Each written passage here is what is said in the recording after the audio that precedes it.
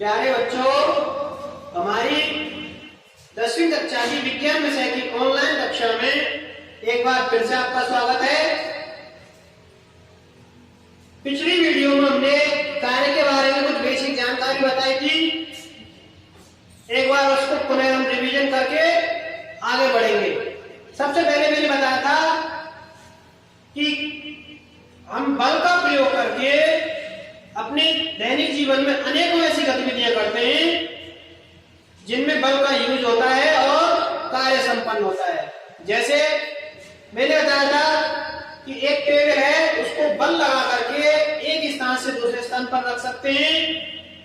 और एक उदाहरण बताया था, बल का प्रयोग करके कोई बर्तन है या बाल्टी है, उसको कुएं से बाहर निकाल सकते हैं, खींच सकते हैं। अब एक चीज आई थी उसमें कि बल के लिए क्या आवश्यक होता है? ऊर्जा से हमें बल मिलता है। अब ऊर्जा कहां से आती है? फिर बताया था कि सजीवों के लिए ऊर्जा भोजन से मिलती है और मशीनों के लिए ऊर्जा ईंधन से मिलती है। इसके बाद मैंने बताया था कि जो बल है वो क्या होता है? बल एक तरह से जोर को बोलते हैं, लेकिन विज्ञान की भाषा में बल बराबर होता है F बराबर ma। F फोर्स कहते हैं बल को, और m मतलब होता है द्रव्यमान, एक मतलब होता है एक्सेलरेशन मतलब त्वरण। तो बल बराबर क्या हो गया? द्रव्यमान गुणा त्वरण। उसके बाद बताया था मैंने कि भौतिक ज्ञान में राशियां दो प्रकार की होती हैं, एक अदिश राशि और एक सदिश राशि। अब अदिश राशि में बताया था कि जिन राशियों के लिए केवल परिमाण की आवश्यकता होती है उन्हें अदिश राशियां कहते हैं। जैसे 5 किलोग्राम का कोई पैकेट है या कोई वस्तु है जिसमें 5 किलोग्राम वजन है, तो उसमें केवल परिमाण की आवश्यकता पड़ी हमको, इसलिए द्रव्यमान जो हो गया अदिश राशि हो गया। इसके बाद बताया था सदिश राशि के बारे में कि इनमें परिमाण के साथ साथ दिशा का भी होना जरूरी होता है। उदाहरण में दिया था, मित्र का घर मेरे घर से 400 मीटर दूर है, लेकिन उसके लिए ये बताना जरूरी है कि दिशा कौन सी है उसकी मेरे घर से। तो विस्थापन और बल दोनों सदिश राशियां हैं। इसके बाद हमने चर्चा की थी कि कार्य कौन कौन सी स्थिति में हुआ माना जाता है और कौन कौन सी स्थितियों में नहीं माना जाता है। तो हमने कंडीशन बताई थी। उससे पहले एक बार कार्य की परिभाषा बताई थी कि कार्य क्या है। कार्य के लिए एक परिभाषा है, बल का उपयोग करके किसी वस्तु की विरामावस्था में परिवर्तन करना अथवा किसी वस्तु के गतिशील या गति में होने पर उसके वेग में परिवर्तन करना क्या कहलाता है? कार्य। कहने मतलब बताया था मैंने कि किसी वस्तु की विरामावस्था में परिवर्तन या गतिशील वेग में परिवर्तन करना ही क्या है? कार्य है। लेकिन भौतिक विज्ञान की भाषा में कार्य बराबर होता है बल इंटू बल की दिशा में विस्थापन। बल इंटू बल की दिशा में विस्थापन भी बताया था किसी वस्तु की प्रारंभिक और अंतिम स्थितियों के बीच की न्यूनतम दूरी। कोई वस्तु पहले यहां थी और बल लगा करके विस्थापित कहां हुई? यहां। तो इन दोनों के बीच की न्यूनतम दूरी जो है ये विस्थापन होती है, इसको एस से प्रदर्शित करते हैं। इसके बाद हमने चर्चा की थी कार्य की स्थितियों में यदि बल जिस दिशा में लग रहा है और वस्तु भी उसी दिशा में विस्थापित हो रही है, तो वहां पर कार्य होता है क्या? W बराबर F इंटू S। उसके लिए कार्य का क्या सूत्र काम मिलेंगे? यदि बल और विस्थापन दिशा एक ही हो तो W बराबर F गुणा S। दूसरी स्थिति बताई थी, यदि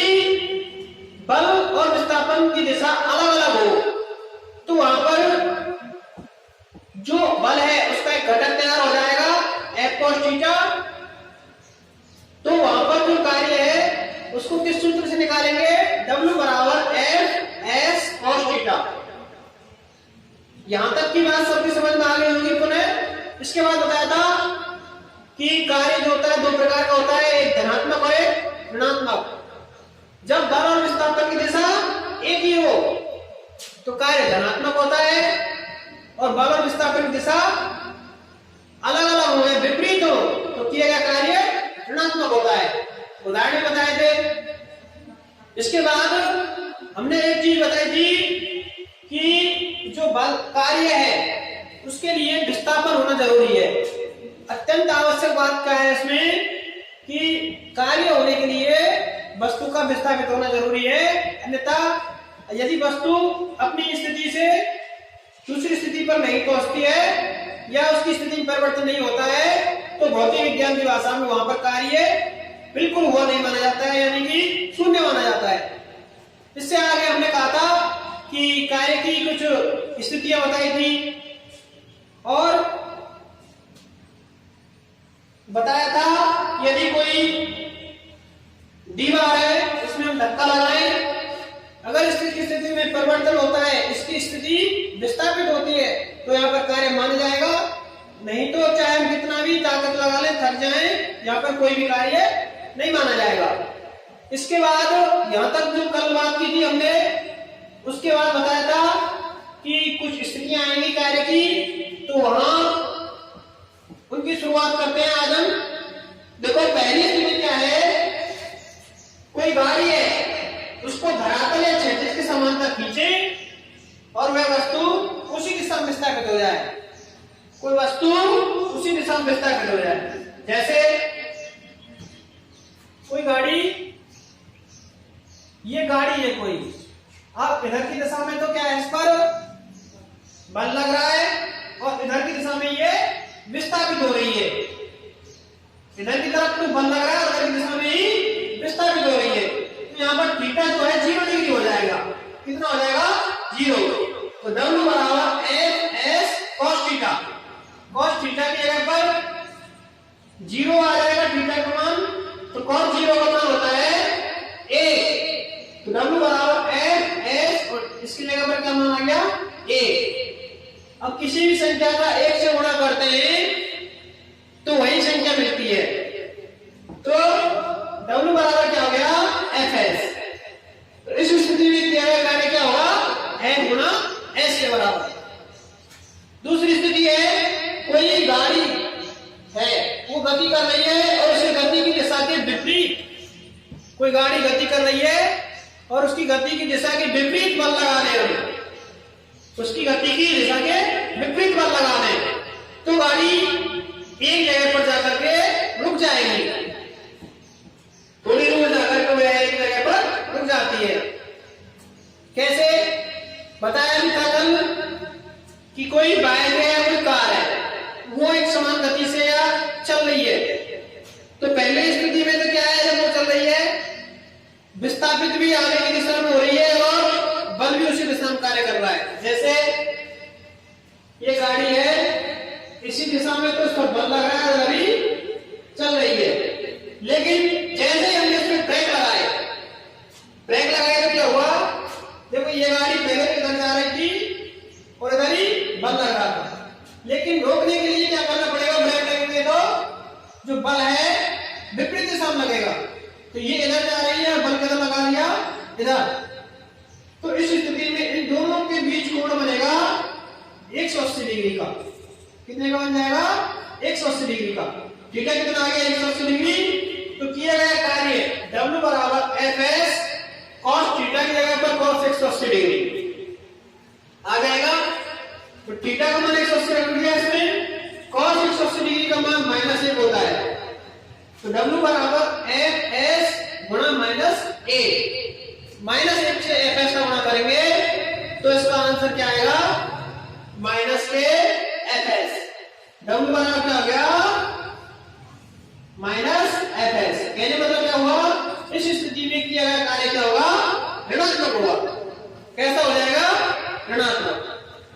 यहां तक सबके समझ में आ गया होगा। इसके बाद स्थिति तीसरी आती है, यदि कोई m द्रव्यमान की वस्तु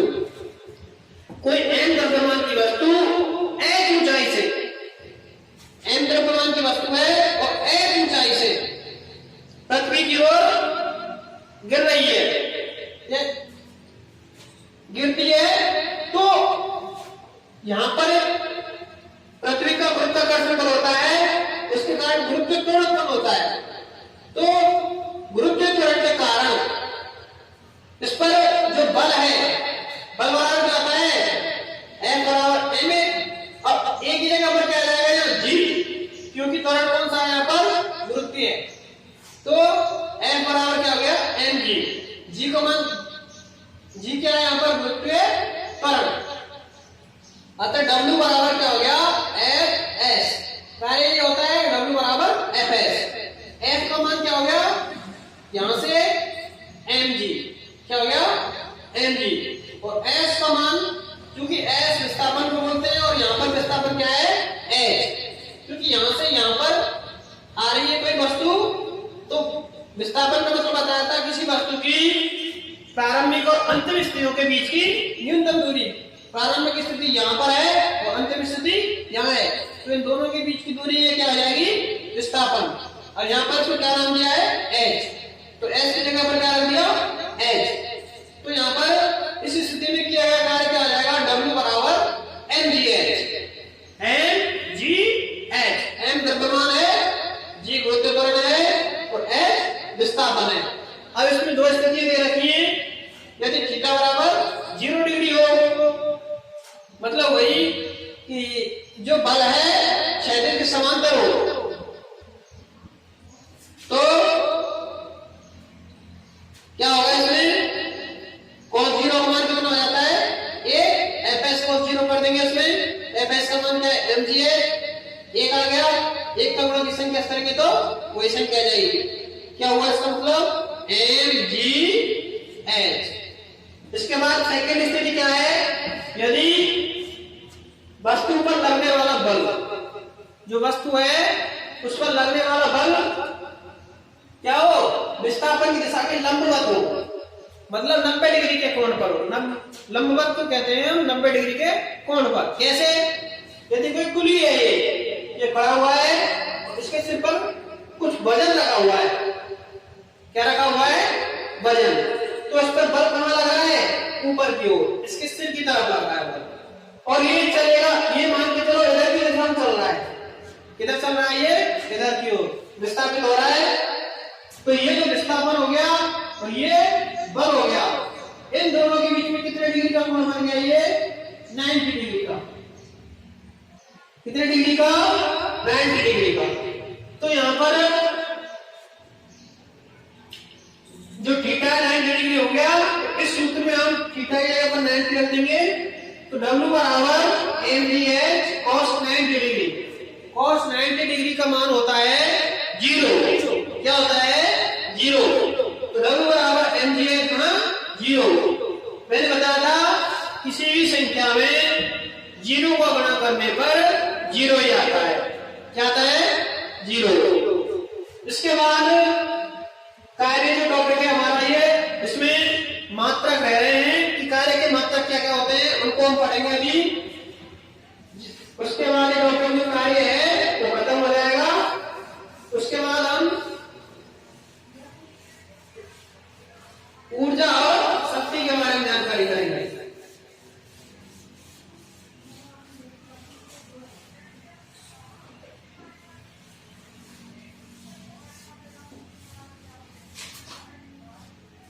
तो क्या है कार्य के मात्रक, कार्य के मात्रक, कार्य के मात्रक। तो कार्य क्या है, कैसी राशि है, कार्य अदिश राशि है। कैसी राशि है, अदिश राशि है। कार्य अदिश राशि हो गई। इसके बाद इसका मान धनात्मक अथवा ऋणात्मक हो सकता है कार्य का। अब कार्य के मात्रकों को देखते हैं। हमको पता है W बराबर होता है S गुणा A, वो F गुणा S। F क्या है, बल। बल का मात्रक होता है न्यूटन और विस्थापन का मात्रक होता है मीटर। तो एक मात्रक तो क्या हो गया इसका, न्यूटन इंटू मीटर, किसका, कार्य का। क्या हो गया, न्यूटन गुणा मीटर। इसके बाद है कार्य का एक, जो न्यूटन इनटू मीटर होता है उसको जूल कहते हैं, या इसको क्या कहते हैं हम, जूल। 1 न्यूटन गुणा 1 मीटर करने पर क्या आता है, 1 जूल। अब 1 जूल ये भी क्या है, इसका मात्रा की है कार्य का। अब 1 जूल के मतलब क्या होता है, इसकी परिभाषा देखते हैं जूल की। यदि जो बल है किसी वस्तु पर 1 न्यूटन का लगाया हमने, कितना लगाया, 1 न्यूटन का, और वस्तु विस्थापित भी कितनी हो गई, 1 मीटर। क्या हो गई, 1 मीटर। यदि किसी वस्तु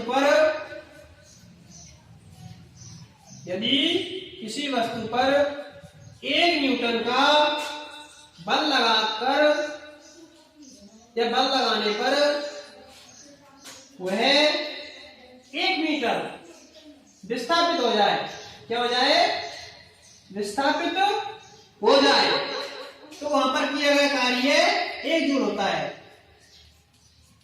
तो वहां कार्य क्या होता है,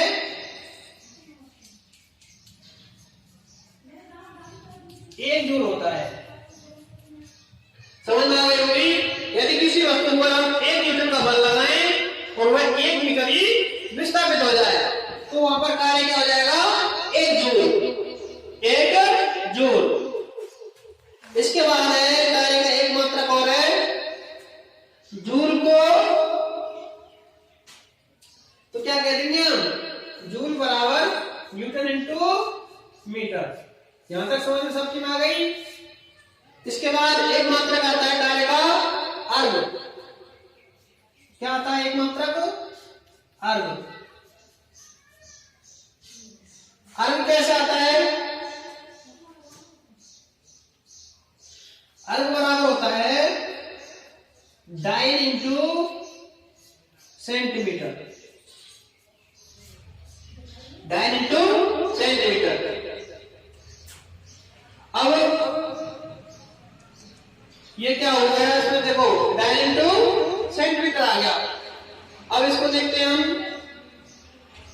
कि 1 न्यूटन जो होता है, अब इसकी जगह पर न्यूटन इंटू मीटर की जगह पर रखा है, इसको बदलते हैं, कैसे आएगा ये, 1 न्यूटन में 1 न्यूटन बराबर होता है 10 की घात 5 डाइन। 1 न्यूटन बराबर 10 की घात 5 डाइन, और 1 मीटर में सेंटीमीटर कितने होते हैं, 100। इसका मतलब 10 की घात 2 सेंटीमीटर, 10 की घात 2 सेंटीमीटर।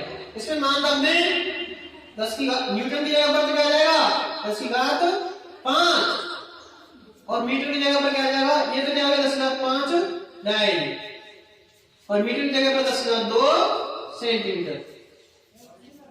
अब 10 की घात 5 तो यहाँ है और 10 की घात 2 यहाँ है, कितना हो गया कंप्लीट, 10 की घात 7। क्या हो गया, 10 की घात 7 अर्ग। क्या हो गया ये, 10 की घात 7 अर्ग। फिर 1 जूल जो होता है उसमें 10 की घात 7 अर्ग होते हैं। क्या होते हैं, 10 की घात 7 अर्ग होते हैं। प्यारे बच्चों, यहां तक सबकी समझ में आ गया होगा कि कार्य के मात्रा राशियां क्या क्या होती है, स्थितियां कौन कौन सी बनती है। जो भी हमारा जो अध्याय है इसमें दे रखा है कार्य के बारे में, वो हमने सभी आपको विस्तार से बताया है। इसके बाद इसमें कार्य से संबंधित दो सवाल और दे रखे हैं। बच्चों, जो भी ये बोर्ड पर लिखा हुआ है उसका स्क्रीनशॉट ले सकते हो और अपनी कॉपी में लिख सकते हैं, और इसको हम अपने ये जो वाट्सएप नंबर दे रखा है इस पर बोर्ड पर, इसके जरिए भी हमसे आप लिखा हुआ प्राप्त कर सकते हो। इसके बाद लास्ट 3 बच रहे कार्य के अंदर 2 सवाल और रह रहे हैं, उनको करते हैं।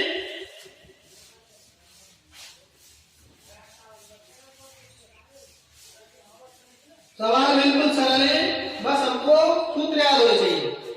पहला सवाल है उदाहरण नंबर 1, इसमें कहा है यदि सफर में जाते समय आप 12 किलो के एक थैले को, 12 किलो मतलब द्रव्यमान कितना हो गया, n बराबर 12 किलोग्राम के थैले को धरती से उठाकर 1.5 मीटर 1.5 मीटर ऊपर अपनी पीठ पर रखते हैं। मतलब यहां पर रखा हुआ है और 1.5 मीटर उठा रहे हैं, तो क्या हो गया, ये विस्थापन हो गया। क्या हो गया, यहां से धरती से उठा करके 1.5 मीटर ऊपर रख रहे हैं, ये क्या हो गया, विस्थापन। तो h का मान कितना हो गया, 1.5 मीटर। क्या हो गया, 1.5 मीटर। तो रखते हैं, तो पहले पर किए गए कार्य की गणना कीजिए। तो यहाँ पर जो कार्य हो रहा है उसको लिखा हुआ है और जी का मान दे रखा है 10 मीटर पर सेकंड स्क्वायर। 10 मीटर पर सेकंड स्क्वायर। इसको कैसे लिख सकते हैं, और हम ये जो स्क्वायर है इसको ऐसे लिख सकते हैं 10 मीटर और सेकंड के ऊपर माइनस की 2 लगा दीजिएगा। इसका मतलब क्या हुआ, 10 मीटर पर सेकंड स्क्वायर। अब देखते हैं W बराबर क्या होगा, यहाँ पर mgh। m कितना है 12, h कितना, g कितना है 10 और h कितना है 1.5। इसका गुणा करेंगे तो हो जाएगा 120, इसका 1.5 से गुणा कर देंगे,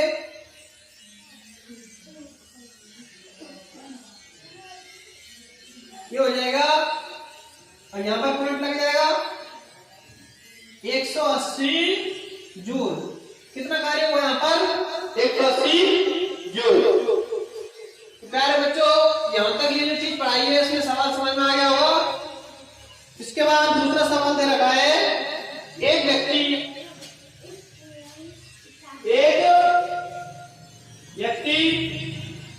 5 न्यूटन बल लगाकर, F बराबर कितना दे रखा है 5 न्यूटन बल लगाकर रस्सी से बनी वस्तु को इस प्रकार खींच रहा है। कोई रस्सी है, उससे कोई वस्तु बंधी हुई है, उसको खींच रहा है। कितना न्यूटन बल लगा रहा है, 5 खींच रहा है, और रस्सी जो है 36 से 30 डिग्री कोण बना रही है। ठीक है, कितना हो गया यहाँ पर 30 डिग्री बना रही है। इस वस्तु को 20 मीटर ले जाने में, कितने मीटर लेंगे इसको, 20। तो S कितना हो गया यहाँ पर 20 मीटर। 20 मीटर दूर ले गए हैं, तो किया गया कार्य कितना होगा। तो हमको पता है W बराबर क्या होता है, F। जब थीटा का मान दे दिया तो इसमें ये सूत्र लगेगा, और थीटा का मान नहीं दे तो उसको लगा देंगे Fs को बस। और पृथ्वी की ध्रुवीय त्वरण की स्थिति में कौन सा लगेगा सूत्र, mgh का। तो W बराबर क्या आ जाएगा, F का मान दे रखा है 5 और S का मान है 20 और cos 30। cos 30 का मान होता है √3/2, या फिर इसको हम कह सकते हैं बराबर 0.866। 0.866। प्यारे बच्चों, एक चीज याद रखनी है कि पॉइंट के बाद के अंक जो लिखे होते हैं उनको एक एक करके बोलते हैं। कैसे, 0.866, ना कि ऐसे 0.866। हमेशा याद रखना ये बात, ये ऐसे बोलना गलत होता है। इसको बस ऐसे बोलते हैं दशमलव के बाद संख्या को एक एक अंक को अलग अलग करके 0.866, 0.866। अब इसमें हम लेते हैं मान, इसको W बराबर 5 गुणा 20 गुणा 0.866। इसके बाद क्या हो गया, इसका इससे गुणा करेंगे 100 हो जाएगा, और 0.866 इसका इससे गुणा करेंगे कितना हो जाएगा, ये 86.6 जूल। कितना कार्य हो गया यहाँ पर, 86.6 जूल। तो बच्चों, ये जो कार्य टॉपिक है हमारा, इसमें किसी प्रकार कोई दिक्कत हो तो पूछ सकते हो। इस तरह से कार्य टॉपिक समाप्त हो चुका है। इसमें आगे जो बच रहा है ऊर्जा और शक्ति, उसको हम आपको नेक्स्ट पार्ट में बताएंगे। तब तक के लिए इनको अच्छी तरह से पढ़ना और अभ्यास करना। धन्यवाद।